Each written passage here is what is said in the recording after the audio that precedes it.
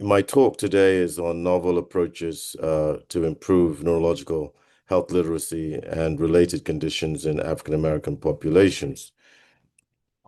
These are my disclosures, largely funded by the National Institutes of Health. So the objectives of this talk is one, to really understand the impact of low educational attainment.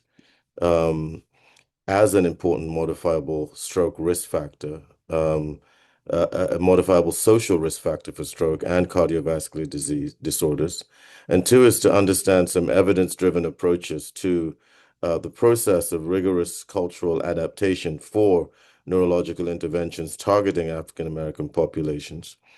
And three is really to learn, and this hopefully will be the fun part of the talk, to learn about novel music-based health literacy interventions for neurological disorders and their risk factors.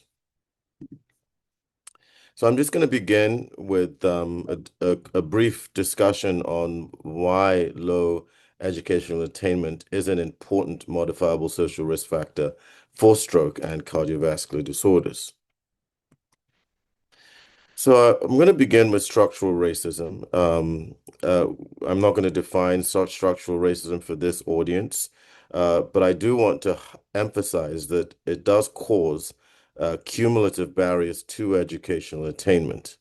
If you look at various structural drivers, beginning with redlining, which, as we know, cause significant housing segregation, um, and just to point out that that housing segregation, if you look at what we call the segregation index today, which is the percentage of people required to move from one geographical location to another in order to establish complete integration.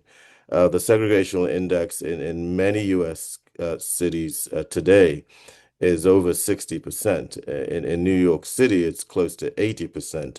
And if you imagine the segregation index during, for example, apartheid South Africa, that was around 90%. So there is still significant segregation in this country, although it's no longer legal segregation or de jure segregation. It's more of a de facto segregation. But the point is that as it relates to educational attainment, it does lead to marginalization of school systems, which concentrates under-resourced schools within these segregated, these historically redlined neighborhoods. School funding is also a significant structural barrier. Many people don't really realize that up to 50% or even more in certain municipalities of school funds are really derived from property taxes. And you only have to imagine neighborhoods that have been decimated by redlining and segregation to realize that there is significant inequities in our property tax revenue. And certain school districts are receiving far, far lower revenue from property taxes for their school funding than other districts. And this leads to fewer, educational resources and fewer academic opportunities within these schools. Another structural driver is the unequal preschool childcare access, which, is associated with early learning gaps. There's also the issue of lowered expectations. This could be from teacher implicit biases, or it could be from internalized racism, both of which, can lead to lower achievement trajectories. There's also the issue of environmental pollution, and that might include, toxins or even lead exposure that we've seen in a lot of our neighborhoods and a lot of housing projects. And this, as we know, is associated with impaired attention, impaired learning, which obviously is going to impact your academic performance. And then there's, poverty in itself, and all that it comes with, such as food and housing insecurity, which, translates to significant stress, chronic stress, absenteeism, reduced study time, which again affects educational attainment. And then there's the unequal healthcare access, and which in a situation where you're dealing with a population with a higher chronic disease burden, is going to translate into poorer academic performance, and also missed school days. And then there's the inequitable college prep opportunities. There's also the legacy admissions favoring the wealthy, and all of these translate into lower college attainment. So this slide is just to really drive home the point that there are significant structural drivers still persist today that drive, the ability of certain groups to achieve, um, educational success, at a level that's on parity, with all groups. And the African American population, especially in this country, have really suffered disproportionately from these structural barriers that has affected their ability to attain, equitable educational levels. That said, there are, you know, numerous, uncountable examples of those who have overcome in spite of these barriers. It really, again, a testimony to the resilience, of those individuals who've managed to transcend all these barriers to higher educational attainment. If you look at these educational attainment as it relates to health outcomes, health literacy and behaviors, and the lower health literacy, and more challenging behavioral environment, is a major contributor to the differential health outcomes. And I'll talk a little bit more about health literacy, but it mediates these poorer health outcomes via toxic habits, via lack of healthy nutrition and physical activity. Disease self-management is impacted by health literacy. Wellness activities are impacted by health literacy, and health system navigation. And we are living in this country in a very complex health system, and navigating that can be very challenging for those with low health literacy. Educational attainment also affects our employment prospects. And that, directly impacts your income, your employment benefits, such as health insurance, sick leave, retirement benefits, the type of work environment you're exposed to, depending on the type of job you have. Some some types of jobs that are available to those with lower educational attainments might include greater health hazard exposures. Again, all of this can really impact health outcomes.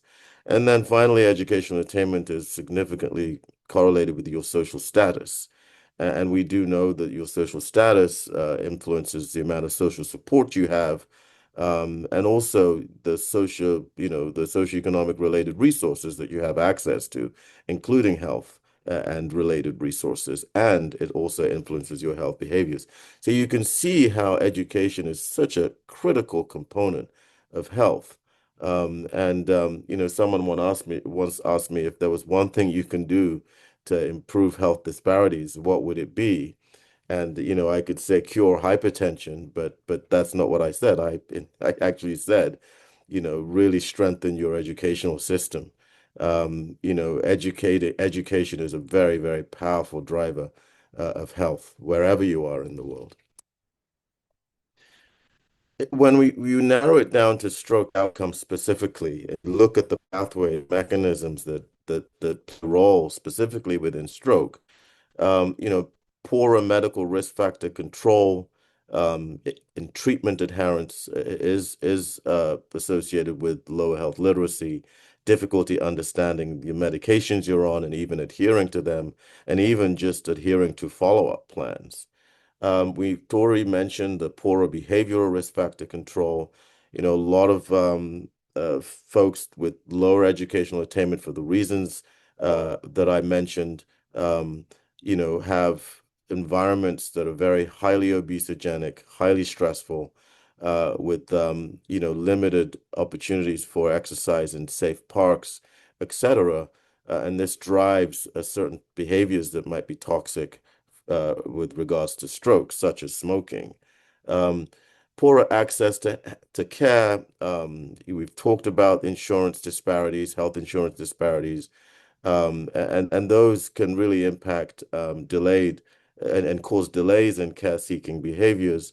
And that in turn can reduce eligibility, not just for acute therapies, but just reduce the opportunity to even engage in secondary prevention of stroke, in addition to primary prevention. And that's really, really important, especially as a stroke neurologist. Access is a real challenge for a lot of folks coming from from environments with lower educational, where lower educational attainment is often the norm. And one of the things I'll talk a lot more about through the course of this talk is the impact on awareness of stroke symptoms. Something as fundamental as knowing what's happening to your body when stroke symptoms emerge um, is a huge challenge for those who have lower educational attainment and lower health literacy levels. And acute stroke recognition is a critical part of acute stroke treatment and eligibility for these treatments, which, as we know today, can have powerful impacts on stroke outcomes. And it also affects, functional recovery. And we know that limited access to rehab, limited caregiver support, more social isolation, less ability to advocate for yourself can really affect functional recovery and really increase disability among those with lower educational attainment that have been impacted.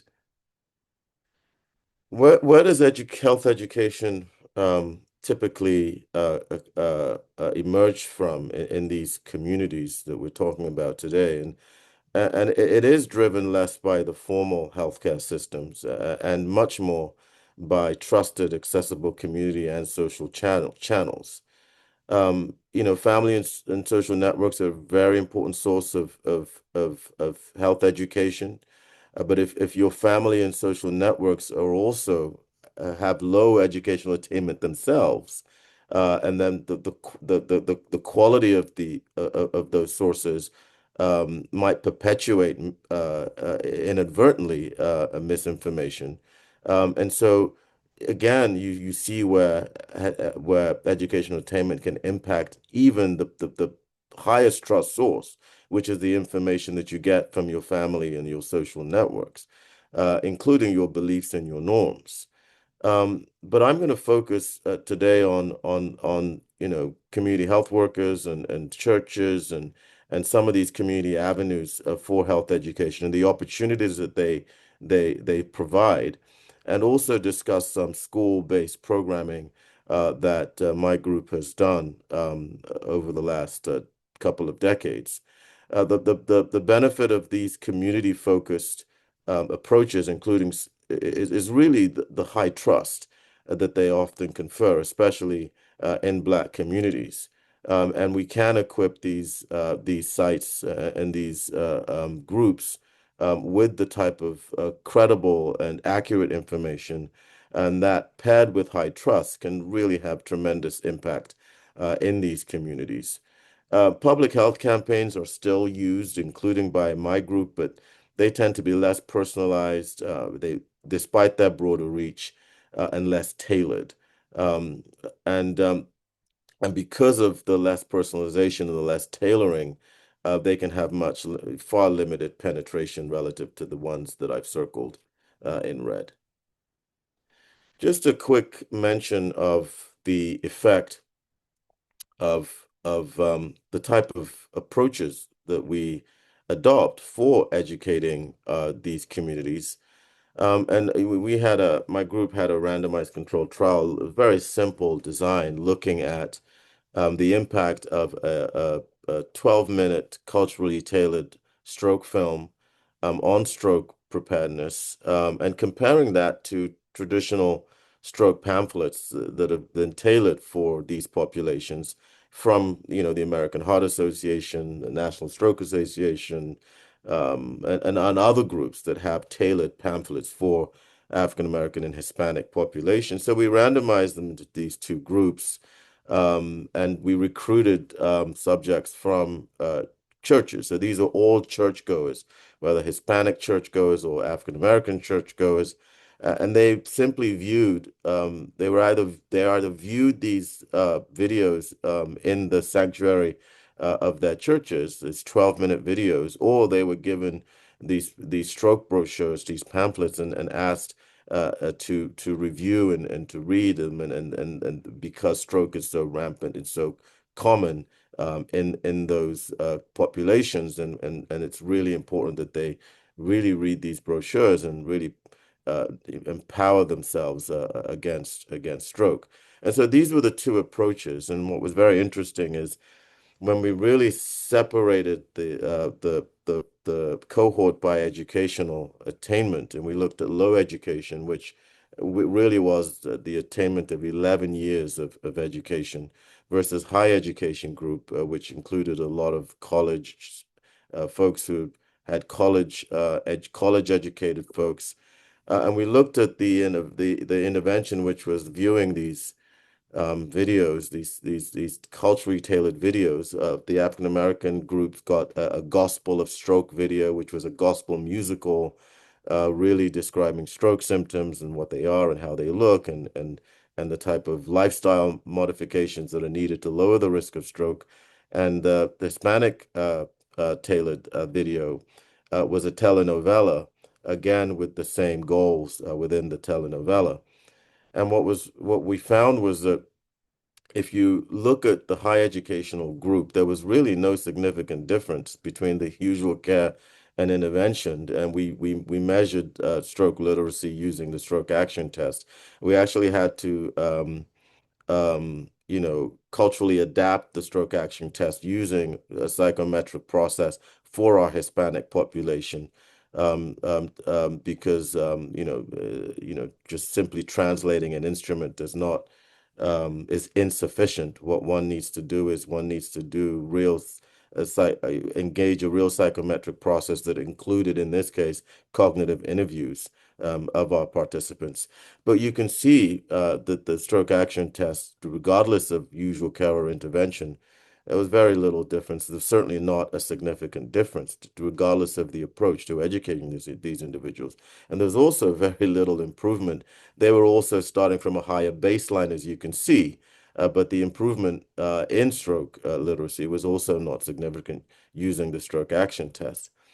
Whereas if you look at the low education group, they were starting again from from a lower baseline. But if you look at the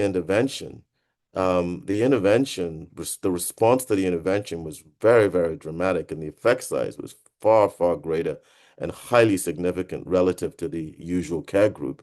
Again, just showing that the mode of educating individuals with low education really needs to be considered for it to be effective. We also believe in beginning early. I just love this Frederick Douglass quote that it's easier to build up a child than to repair a broken adult. And it's really all about trajectories. The children are such sponges with so much potential for us to really shape their health trajectories with very simple interventions. Um, and um, and and there's been a lot of success. There've been a lot of research looking at the efficacy of these uh, school school health education, and they've shown to really have significant impacts on health outcomes, as well as academic performance. So you're getting not just an effect on health outcomes, things like asthma have been looked at, for example, but not just on health outcomes, but also on academic performance. And so there is data supporting this approach, and we thought it was also an opportunity to impact parents of these children. What we describe as child-mediated health communication, and I'll share what that is in a couple of slides. But we thought not just developing an intervention that really focuses on building health literacy and the related skills of these children, but also using these children as conduits to engage their parents and their grandparents in a way that indirectly improves the health literacy and related skills of their parents and grandparents, and measure the effect at the intergenerational level, not just at the child level, but also at the parent level, designing an intervention that can do both directly at improving the children's health literacy and indirectly improving the parents' health literacy. You've really been able, with one intervention in a school setting, impacting an entire family through child-mediated health communication. But developing an intervention with these lofty goals is quite challenging and needs to be approached systematically. And this is the child-mediated health communication. It's really, those of you who have children know the power of children. I remember my children coming home when I was exhausted after a long day at work, and I still have to sit down with them and help them with their homework. And one thing that I noticed as I was doing their homework was that I was actually having refresher courses, either in algebra or learning something new from just the process of participating and helping my child with their homework. And so it wasn't, I was also learning through this, and that really, set us thinking. And also those of us who have kids know that, they have incredible influence over us, and not just in the grocery store, but in how we try to model our behaviors to make sure that they are adopting the best behaviors from us. And the Great American Strokeout was a really powerful campaign that was launched a few decades ago. And if you really unpack some of the results of the Great American Smokeout, one of the things that jumped out at me was the fact that so many kids, so many parents reported that they stopped smoking because their children actually learned about the dangers of smoking in school and came home and really encouraged them to stop smoking. So a lot of people stopped because of their children during the Great American Smokeout. So that's basically what child-mediated health communication is really meeting a child in where they are in school, delivering a health education intervention that is immersive, that resonates, that's engaging, that's empowering the child, taking up this information, and giving that child the skills and the self-efficacy to transfer this information to a parent or a caregiver, and then looking at the outcomes at the level of the parent as well as the level of the child. And that's really what child-mediated health communication is. So I'm going to pivot now and talk a little bit about cultural adaptation, because I think cultural adaptation in itself is a science that requires rigor. So we developed the multi-sensory, multi-level health education model, which is really just a way for individuals who are interested in developing rigorous health literacy interventions for diverse population. It really provides a step-by-step approach to developing these types of intervention. And it's really based on three major constructs, and that is the scientific construct, the cultural construct, and the art construct. And engaging those constructs across multiple such socio-ecological level of influence requires a transdisciplinary team that brings multiple lenses into a single focus. Our transdisciplinary team includes scientific representatives such as physicians, nurses, health disparities experts, public health experts, even educational experts and other types of subject matter experts, together with the culture you're seeking to impact. In other words, together with representation from the people from that culture. Not just anybody, but targeted. For example, if you're interested in developing an intervention for African American children, making sure that you have African American children as part of that transdisciplinary team. And the final component is the art component. And, we walk through life every day, and art is a big part of all our lives. Whether you wake up in the morning and you listen to a song, or you appreciate a work of art in on the wall of a hallway that you seem to be walking past, or you're reading a book, or you go and watch a play, um, or you have a very creative friend that has this incredibly flamboyant way of dressing or creative way of dressing that just puts a smile on your face. Art is a part of our everyday lives, and we believe that it's critically important to incorporate art into these types of health literacy interventions.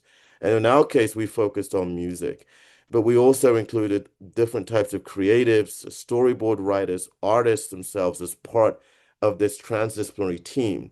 And this entire team, what the great challenge and is to get them to work together in a way that's respectable, in a way that, echoes self-respect in a bi-directional way, and then also in a way that ends with in a single voice, multiple perspectives coming together to form a single lens through which you build that intervention. And there's something incredibly beautiful about the process. It begins in a challenging manner, but ends in a truly beautiful, harmonious way, almost like disparate instruments of an orchestra coming together to produce this beautiful symphony. And that's what the process feels like when it works really well.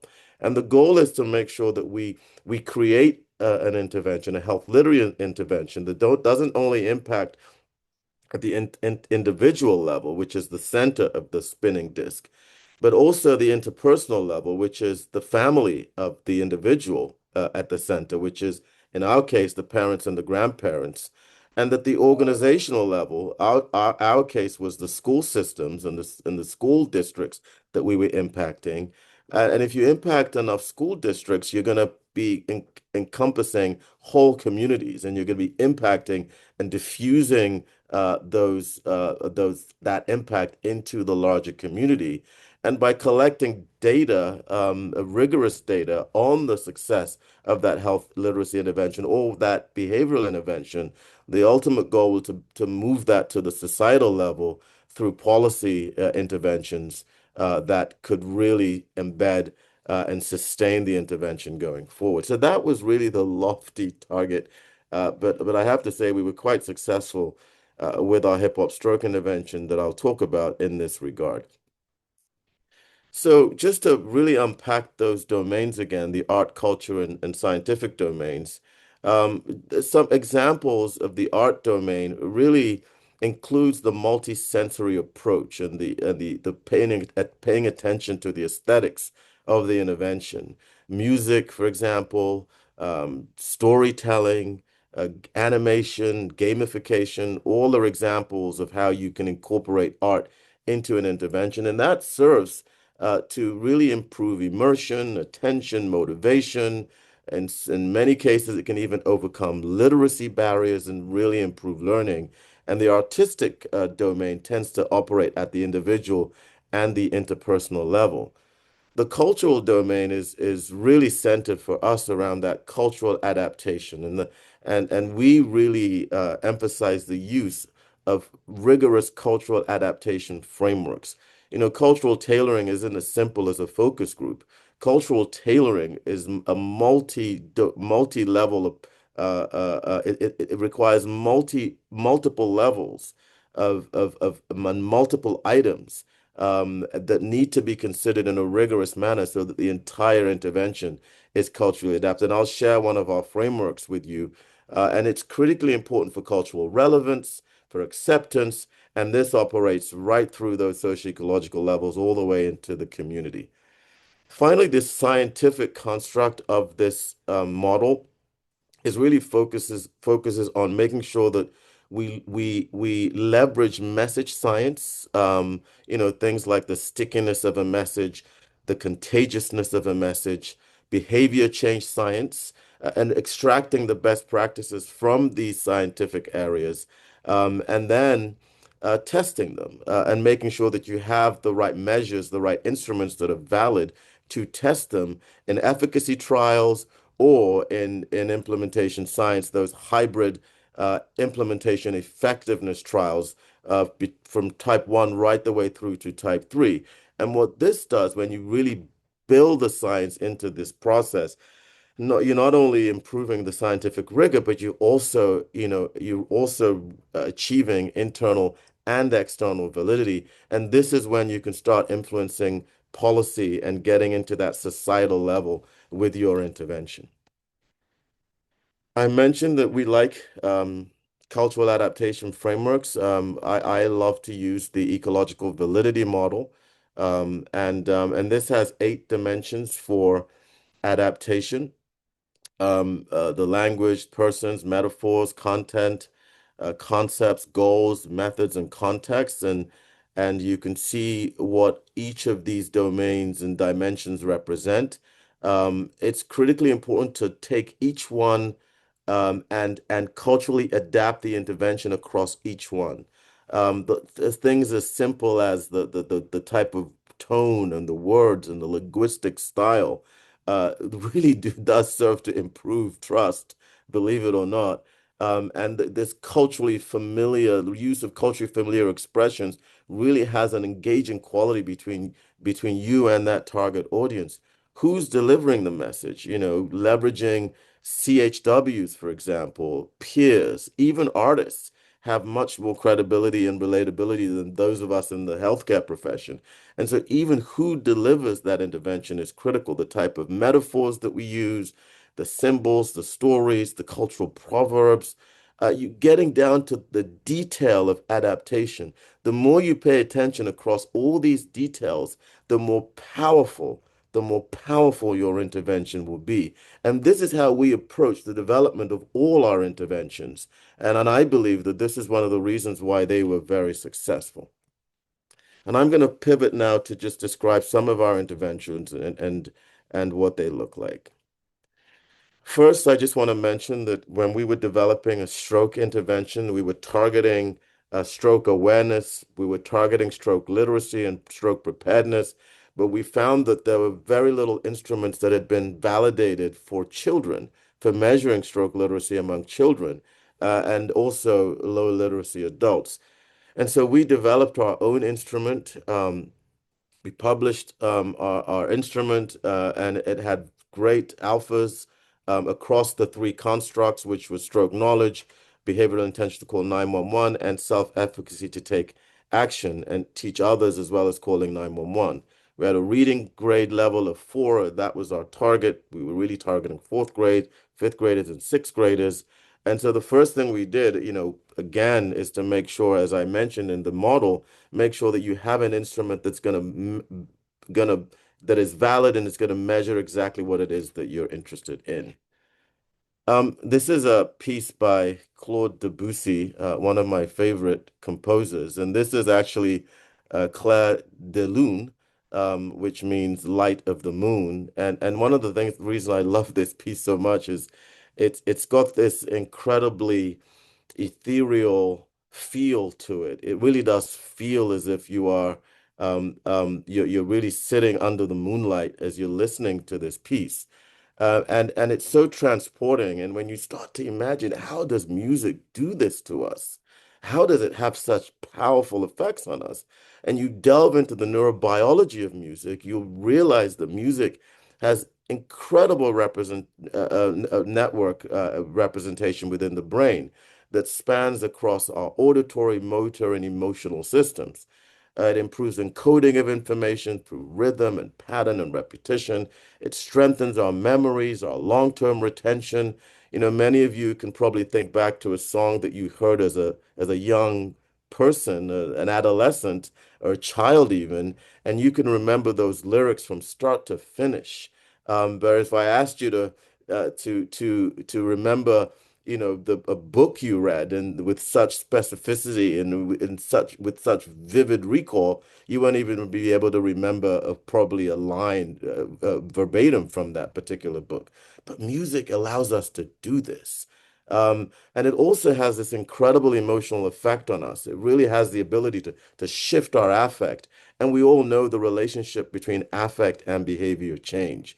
And so music has these incredible neurobiological properties. I call it a neurobiological superpower. It really does turbocharge us in ways that very few other things in life has the ability to do in my humble experience.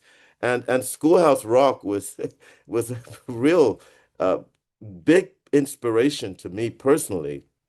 I can sing a lot of Schoolhouse Rock songs and decades later, but if you think about Schoolhouse Rock, this was something that aired between 1973 and 1985. And millions of school children would every Saturday morning at ABC would be exposed to these songs covering grammar and civics and math and these experts designed the songs. It was a top-down approach. It wasn't a youth co-created participatory approach. It was culturally neutral, but it had such a powerful effect when the U.S. Department of Education really evaluated children exposed to this. There was better recall of grammar and math and civics. They learned faster. And decades later, those same children can still sing conjunction, junction, what's your function, and I'm just a bill. So this was the inspiration for our hip hop stroke intervention. We went with hip hop because we were targeting African American populations. It's a music for social justice. It's part of the youth culture. It's a whole culture of identity and voice, and it's also the most consumed genre in the United States. We had a transdisciplinary team. On the left, you see me with my student advisory board. This was a group of kids that were part of our team that helped us develop our interventions. We incorporated artists into our intervention.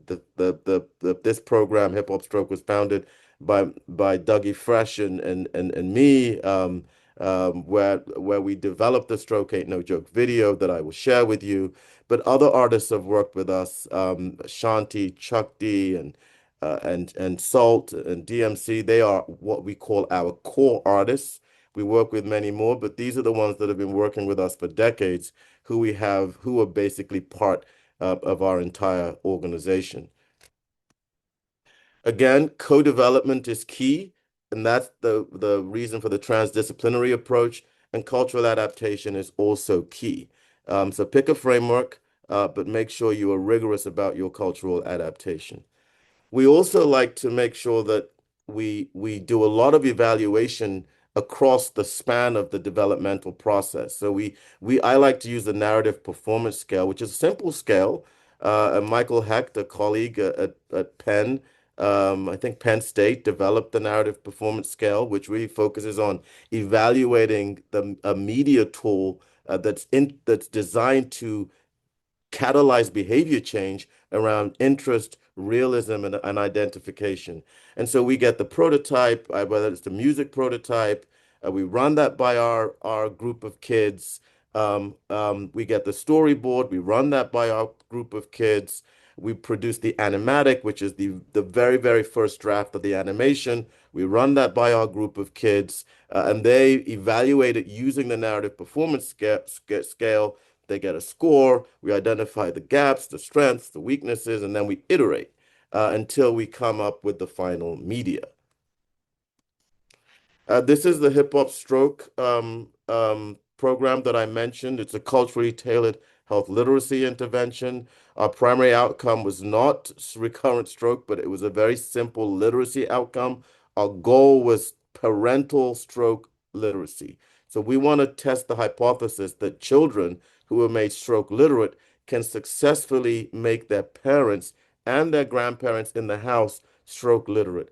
Reaching parents in some of these communities is hard, especially parents who come from low, who are sustaining themselves below the federal poverty line. They often have multiple jobs. They're not accessible. They're almost like invisible within public health from a contact perspective because they're really challenging to reach. But we wanted to test the hypothesis that we can reach them through their children. Can we take children with all the benefits of educating a child, but can we use them to impact their parents and their grandparents, an intergenerational approach? Because if we could do that, we could transform stroke literacy in an entire community by using a captive audience of school children. And then we developed the intervention, which is a multimedia-based intervention. I'm going to share some of the media with you now. I'm starting with the Stroke Ain't No Joke cartoon. So, Can you hear it? Thumbs up if you can hear it. It's a bit broken.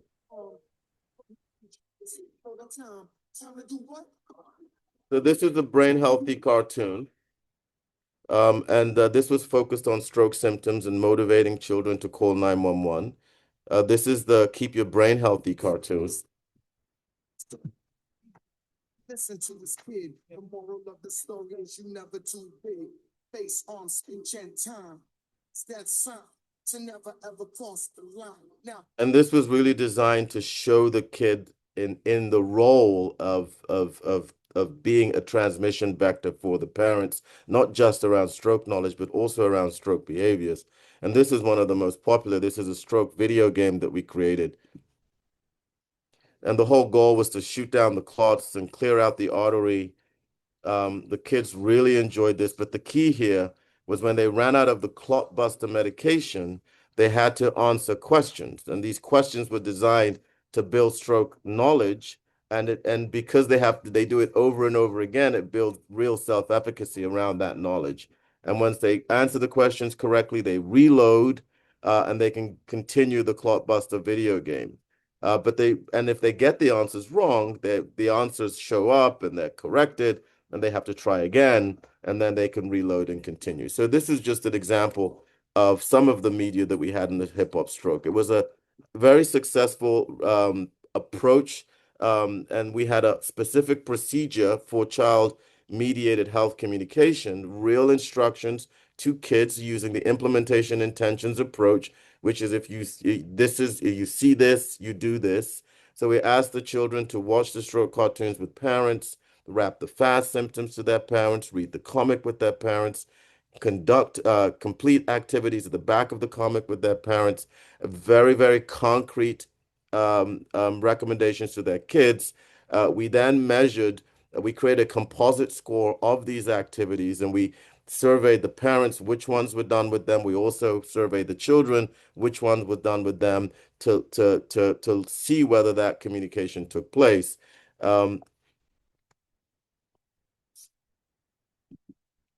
The intervention itself was delivered through a hip hop stroke a stroke portal in the classroom.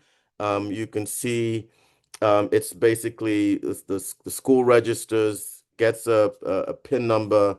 Each under that school registration, each child gets an individual PIN number that allows the child to access the hip hop stroke models.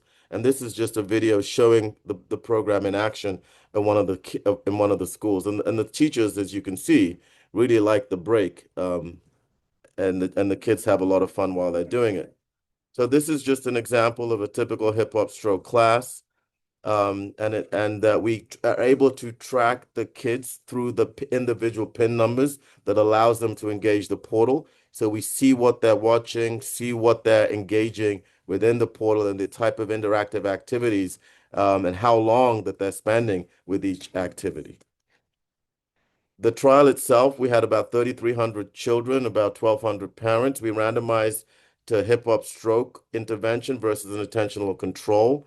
And then we really found quite encouraging effects, all significant, with high self-efficacy scores at the child level, high stroke preparedness score at the child level. But we also saw, looking at child-mediated health communication, if you just look at the FAST composite at the parental level, and these were open item responses, so they weren't multiple choice. Parent had to actually fill out what they thought those letters meant. And you can see in control versus the intervention, just how those curves separated. In fact, for every 100 parents exposed to the hip hop stroke intervention, 20 had a perfect stroke literacy score when we used a binary outcome. So child-mediated health communication was really occurring. We tracked EMS calls across 3 years. We had significant drop-off. This is an exploratory aim, but we did find 6 children who actually called 911 themselves, and I'll show you a video of one of those children. This is a video of Daniel. Daniel basically and I find myself next to the bathroom. His father collapsed That little in the bathroom. And everything stopped. I was worried. I didn't know what to do. Then I remembered what the hip hop stroke told me, and then I did it. If you see someone that has blurry vision and their arm gets weak and they have a really bad headache, call 911. Daniel, I think because of his knowledge, he knew what the right steps. So Daniel was able to basically overrule his mother, who wanted her husband to take a nap and an aspirin. The 911 operator. But Daniel took control, spoke to the 911 operator, described the stroke in his father, and called 911, and the father was able to get to the hospital on time. This is so powerful, and we had a number of children in the trial calling 911. And since we've launched the program nationally, we've had children from almost close to 30 states. We're getting reports from folks who are actually calling 911 as a result of the hip hop stroke intervention. We also disseminated the program through stroke centers in New York State. We partnered with the Department of Health, and we disseminated the hip hop stroke program to 41 stroke centers who adopted the program. We have about 120. We had about 120 stroke centers in New York State. About 41 from all over the state adopted the hip hop stroke program, they were trained to facilitate how to recruit a school, identify a champion, introduce them to the portal, and to date, we have over 191 unique schools across 41 cities, and about 42,000 students who have done this portal that we have data for in our database. We've also created a facilitated programming component for Stroke Ain't No Joke. This is unlike the online digital self-administered program that the kid logs on and does. This is a program that teachers can facilitate. So we have lesson plans and slides and videos and pre and post tests that we train facilitators to do this. And we have what we call our health MCs, which are just our ambassadors all across the country. Those blue dots is wherever we have hip hop public health ambassadors, and they've reached about 250,000 children. We've reached that via our Health MC program, and it continues to grow. If you're interested in signing up, that's the website. We'll be happy to support you. I'm going to show a brief compilation of a video to show that how we address other aspects of health behaviors through different videos.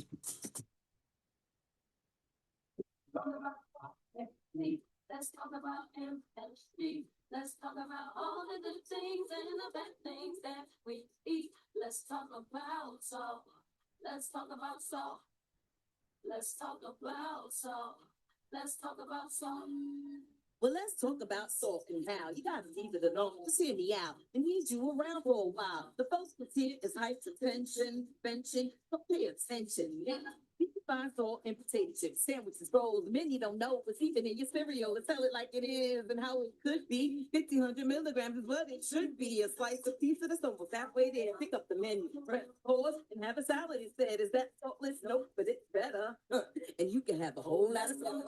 He was feeling strange. Woke up, something wasn't the same. He was in the bathroom all day. Seen it in his face. He was a mad weight. Had an ongoing thirst and it never got quenched. Mama said, we thinking you to get checked up quick. He replied like, I don't even feel sick. The doctor and test came back like this. Type 1 diabetes. He decides, get your early, don't wait. You feel live still, be great. Learn the steps, don't test your state. Constant thirst, often pain, drain the strength. Weight be given, early act to set you straight. Matter of fact, start now, don't hesitate. Let's go get started. Stick to the call. Take one, don't leave. call. Let's go get time. Stick to the call. But don't limit. Comes to that AFib thing, there's a whole lot of symptoms that AFib bring. Let me talk about it. Fatigue, shortness of breath. Let me talk about it. Palpitations through your chest. Yeah, talk about it. Some symptoms you may not notice. That's why you got to stay focused. Gotta get checkups and the diagnosis. You lead to other things. You know what stroke is. Yeah. Lead to heart attacks too. Some of us don't really have a clue. You know everything that it'll do if you don't pay attention, because it can happen to you. Saying that age don't matter. High blood pressure is fat. Some of us are confident, very optimistic. Go and see a doctor. Look at statistics.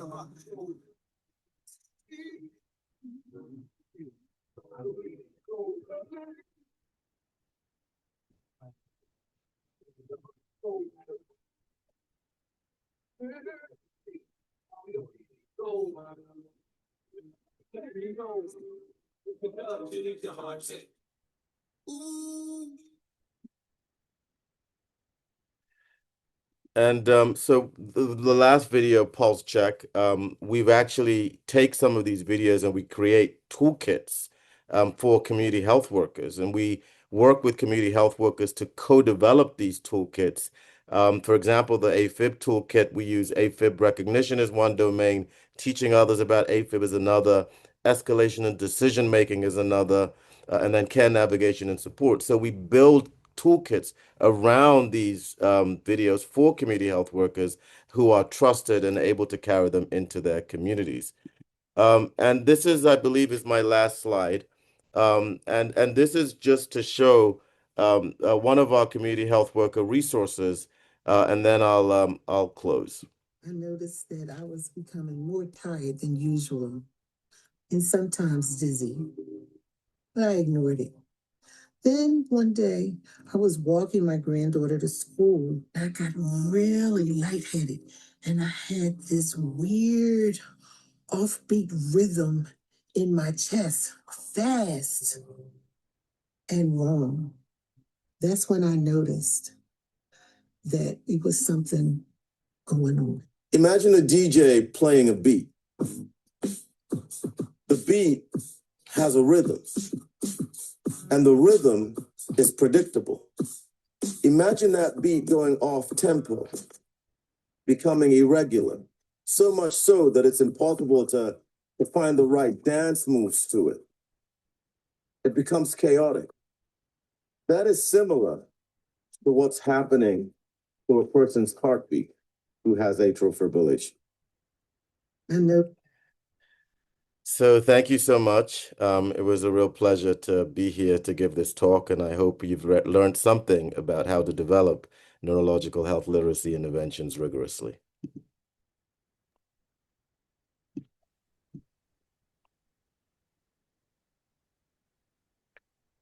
Dr. Williams, that was an incredible journey through a lot of hard work and integration and collaboration.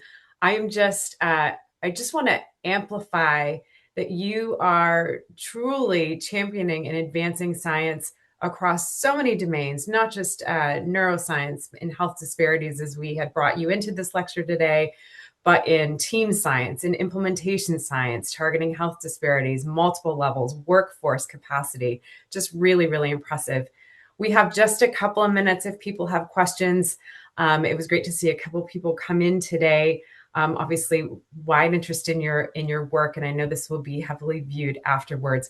If you had to share with others, I'll be curious what your closing remarks will be on what you see as the opportunity forward. But Dr. Cho, your question? Yes, thank you so much for that really inspiring talk. As a child neurologist, I really appreciate the work highlighting how children can be such powerful conduits for improving health literacy through community engagement. And as an art major in college and as a musician, I really love the integration of both the visual and performing arts. So it's, but oftentimes we deal with conditions that might be more complex or cognitively demanding with hidden symptoms or different recovery trajectories than stroke. And I'm wondering if you can envision what kind of design principles and supports that you've already utilized in stroke to scale this up to more complex neurologic diseases, if any?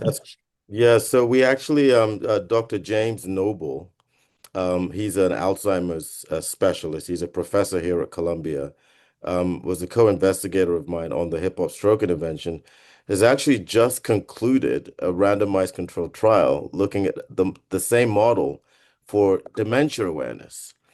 It's really timely given all the activity around dementia therapeutics now and the importance of early recognition. And what we know, what Jamie loves to talk about is how dementia's the stigmatization around dementia, the late presentation of dementia, the late recognition, the thought that this is part of normal aging.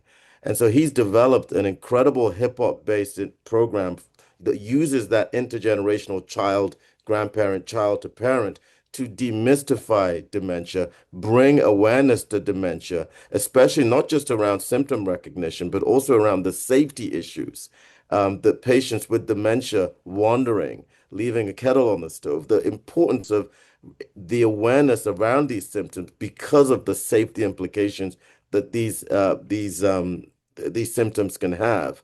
And so he also has just concluded a randomized control trial. I don't want to, I can't release the results, but it was a really really fascinating journey, and I'm sure when he publishes results, people are going to want to do this in multiple other neurological disease domains.